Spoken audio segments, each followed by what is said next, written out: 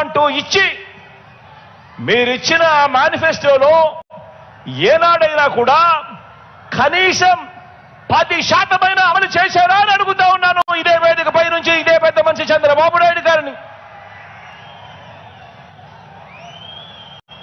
గతం ప్రజలకు గుర్తుండదు అన్న నమ్మకంతో ఇప్పుడు మరోసారి అలాంటి అబద్ధాలు, అలాంటి మోసాలు, మరో మేనిఫెస్టో పట్టుకొని బంగారు కడియం ఇస్తానని ఊబులోకి దింపి మనుషులను తినేసే కథ ఆ పులి మాదిరిగా ఈరోజు ఎర చూపిస్తా ఉన్నాడు ఈ పెద్ద మనిషి చంద్రబాబు నాయుడు గారు.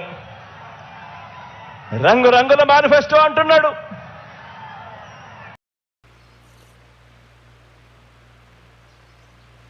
ఒకప్పుడు నీ కళ్ళు కూడా సరిగ్గా తెరుచుకునేవి కావు, మరింత నిశితంగా పనెలా చేయగలిగావు? అప్పుడు పొయ్యిలో వచ్చే పొగ కళ్ళలోకెళ్ళేది కదా, అందుకే. ఇప్పుడు సిలిండర్ వచ్చాక పొయ్యి లేదు, పొగ లేదు, ఇంకా మండే కళ్ళు లేవు. నిజంగా? అవును.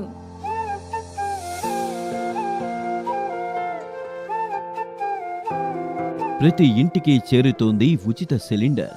ఇప్పుడు దేశం పొగరహితమవుతోంది. ఇది మోదీ గారి హామీ. కలలు అన్నీ వాస్తవాలుగా మారు. అందుకే అంతా మోదీని ఎన్నుకుంటారు. బాబు దారిద్ర్యం ఎందుకు అన్నది బాబు నైజం. నమ్మినవాడు మునుగుతాడు, నమ్మించిన వాడు దోచుకోగలుగుతాడు అన్నది బాబు సిద్ధాంతం. ఆలోచన చేయమని అడుగుతా ఉన్నాను. చంద్రబాబు నాయుడు గారు 3 సార్లు ముఖ్యమంత్రి అయ్యాడు. 3 సార్లు తాను మేనిఫెస్టోను ప్రవేశపెట్టాడు. ఎన్నికలకు ముందు ప్రజలకు ఫలానిది చేస్తాను అని చెప్పి రంగురంగుల కాగితాలతో ఆశ పెట్టాడు. పెట్టిన తర్వాత ప్రతి సందర్భంలోనూ కూడా తాను చేసింది మోసం. ఆ దగ కళ్ళ ఎదుటే కనిపిస్తా ఉంది. కాబట్టే చంద్రబాబు వాగ్దానాలన్నీ మోసాలేనని, ఏనాడు అమలు చేయలేదన్న నిజాన్ని ఇంటింటికి వెళ్ళి కూడా, ఇక్కడున్న ప్రతి కార్యకర్త ఇంటింటికి వెళ్ళి కూడా చెప్పాలి.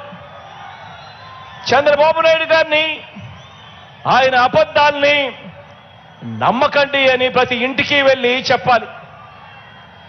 బాబు వంచల్ని, బాబు మోసాల్ని భరించలేక కదా చంద్రబాబు నాయుడు గారి మోసాలని, చంద్రబాబు నాయుడు గారి వంచల్ని భరించలేకే కదా 5 ఏళ్ల క్రితం రాష్ట్రంలోని అన్ని సామాజిక వర్గాలు, రాష్ట్రంలోని అన్ని ప్రాంతాల వారు, మొత్తం ప్రజలందరూ కూడా చొక్కా మడతేసి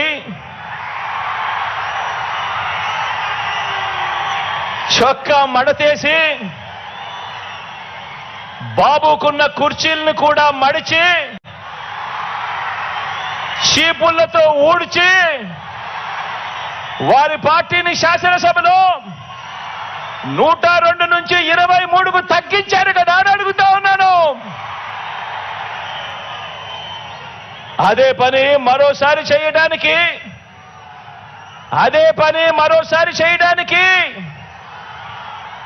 చొక్కాలు మడత వేయడానికి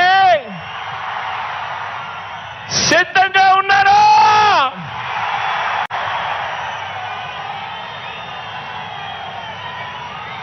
ఈ చంద్రబాబును సవాల్ చేస్తా ఉన్నాను.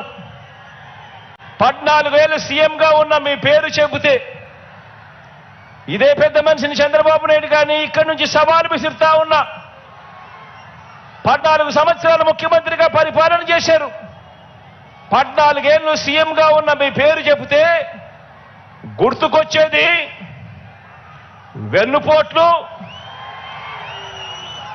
మోసాలు తప్ప మీ పేరు చెబితే కనీసం ఒక్క మంచి స్కీమ్ అయినా గుర్తుకొస్తుందా అని అడుగుతా ఉన్నాను.